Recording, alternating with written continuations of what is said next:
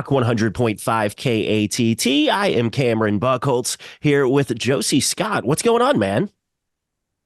Man, just on tour on this Parental Advisory tour, it's been amazing with Tantric and Team One Live and Trapped. It's been a great tour.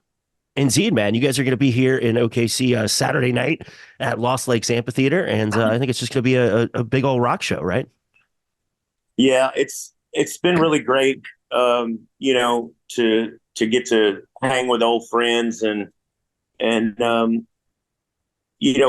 been touring with the Edema and Trapped and Tantric for 20 years now, and getting to make new friends and One Day Alive has been amazing, and the fans have had a great time every night, and the crowds have been really good, so we're excited about playing in our home state of Oklahoma. Indeed, man. Yeah, just because you're still living in Claremore, right? Yes, I live in Yeah, which always I know you've been living there for I don't know what, a decade now, probably close to, but it's just so much identify you with Memphis. Yeah, absolutely, man. I'll always be a Memphis boy at heart. We visit there.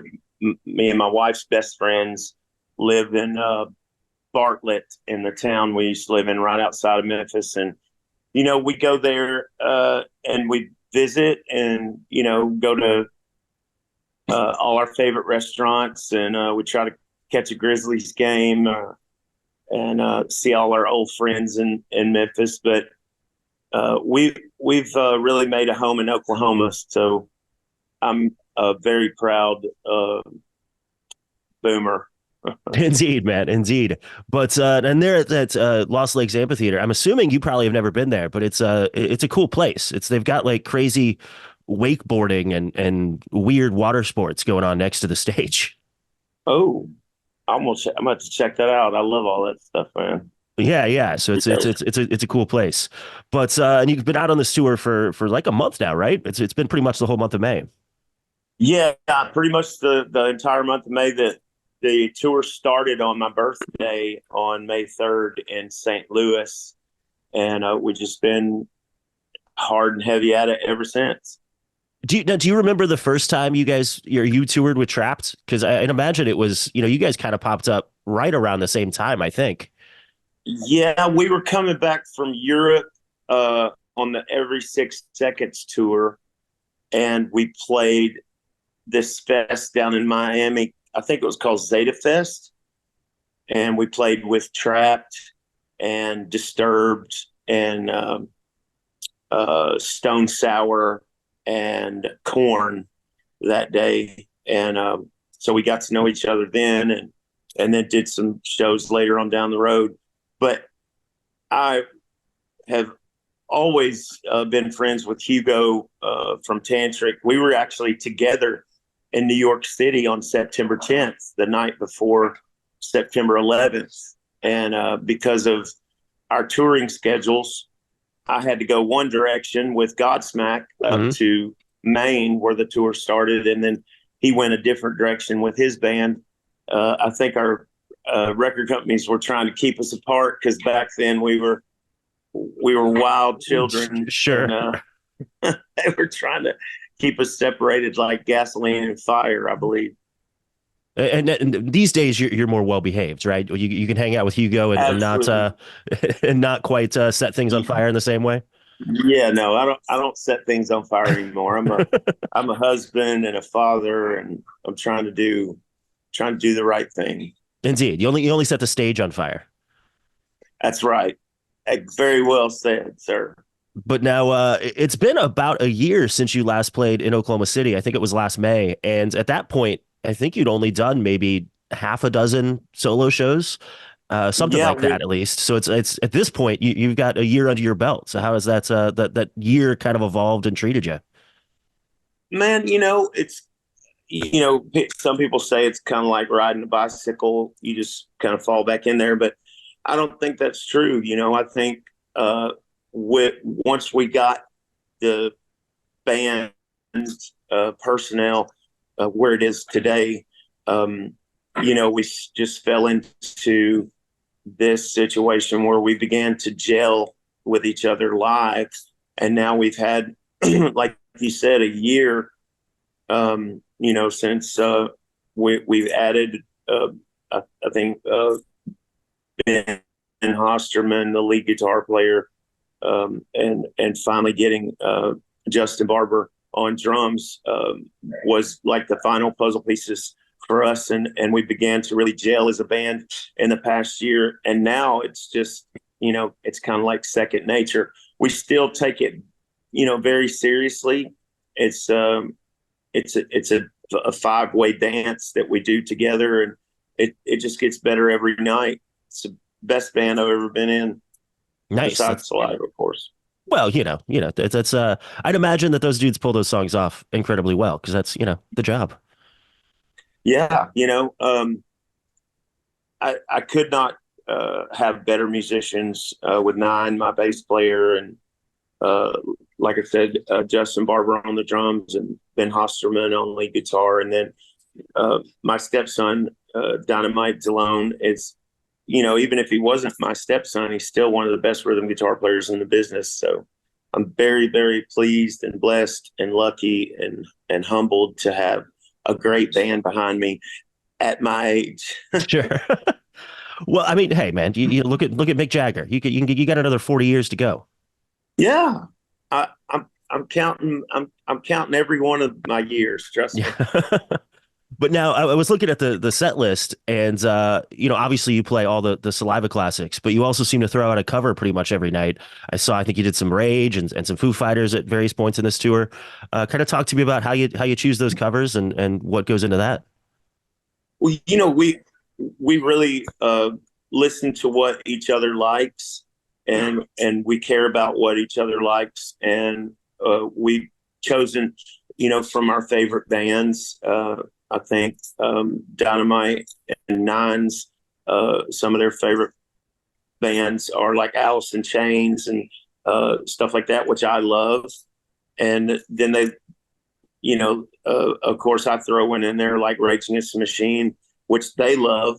So, it's just an eclectic little collection of heavy kick-ass material that we get to throw in there to sort of surprise the audience. Maybe give them something they don't expect to hear. Sure. Yeah, absolutely, man. And what about new material? Because I think the last time we talked, you had talked about maybe the new material you were working on was kind of more maybe R&B soul influenced. And is that still the case? Are you still plugging away at that? I have influences from every genre. If I'm honest, I have folk influences and new metal influences, and really heavy influences, and R&B influences. Like you said, growing up in Memphis, I was surrounded by R&B and hip hop and the ilk, and I love every bit of it. So, and with a band like mine, we aren't afraid to go down any of those roads. We're not afraid to travel any of those paths.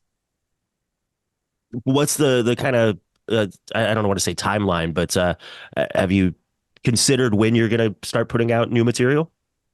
Well, as soon as we get a break, we've been really busy touring, and I've been doing a lot of collabs with different bands. I got something I'm going to Nashville to do with this rapper Doobie. We're doing something together that's going to be really fun, and it's kind of a surprise. And I got a couple of movies coming up that I'm working on.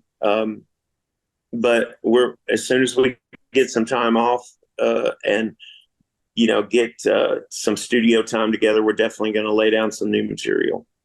And is that intimidating at all? Because it's been a long time since you've put out some new stuff. I don't see it as intimidating. I see it as a new opportunity, to show, to take the temperature of where I am now, because I think the barometer that I've always gone by in my lyrics has been, where am I at that point in my life?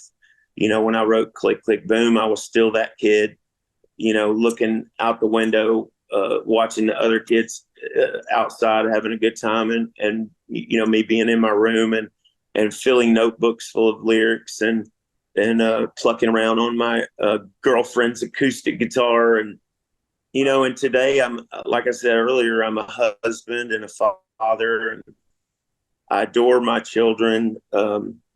Unfortunately, I've lost one of my children to COVID, and so I have plenty to write about. I think struggle is what causes you to write as a songwriter. What causes the best material to come forth out of you is usually from your heart, and it's usually from a broken heart. Gotcha. Well, yeah. I mean, you've always kind of tackled some heavy stuff. I mean, going back to, I was thinking about, your first big single was Your Disease, and then you guys followed up with Click Click Boom, and then the first single on the second record was very different than those first two songs. And I with Always, and I was thinking back of that was probably a really smart move to not come out with another big anthem, like, fist pumping anthem in the same way the Click Click Boom was. I think it probably helped your longevity in the long run by kind of showing a different side with that third single. Well, I just always wanted to continue to challenge myself and push myself a little further as a writer, and an artist. When I went out to do the collaboration with Chad Kroeger from Nickelback, he originally wanted to do a song more like Click Click Boom, and I said, we could do that. I said, but I kind of want to go somewhere else. I've done that, and I want to continue to change the channel and sort of challenge myself on what else can I do? Like you said, I'd love to do an R&B song, just a straight up unrepentant R&B track. And fortunately we were able to come out of the little writing room we were in with Hero that day with Chad Kroeger. But that's a great example of stretching yourself and, not leaning on your things that you've done in the past. Gotcha. And you mentioned Hero. Do you still have contact with Chad? Because I was thinking last year when Nickelback played in Tulsa, I was kind of hoping that you would come out and do it with them. I still talk to him and his manager. We shared the same manager for years and years, Brian Coleman, who's a dear friend, and we stay in contact. Awesome, man. Well, I appreciate you taking the time and talk to me, and we'll just see you out at Lost Lakes Amphitheater this Saturday night. It's gonna be a party. Hell yeah, my whole family's gonna be there. My wife and my children. So everybody come out to the show, man. It's gonna be an incredible end of this leg of the tour. Awesome, man. Actually, my dad is going to be there as well. He's in town from Florida, so I'm bringing him out to the rock show. We have to hang, dude. We Indeed. have to hang out. For sure. For sure. Well, we'll just see you Saturday, man. Thanks so much, Josey. All right, bro. Thank you, man, for taking the time.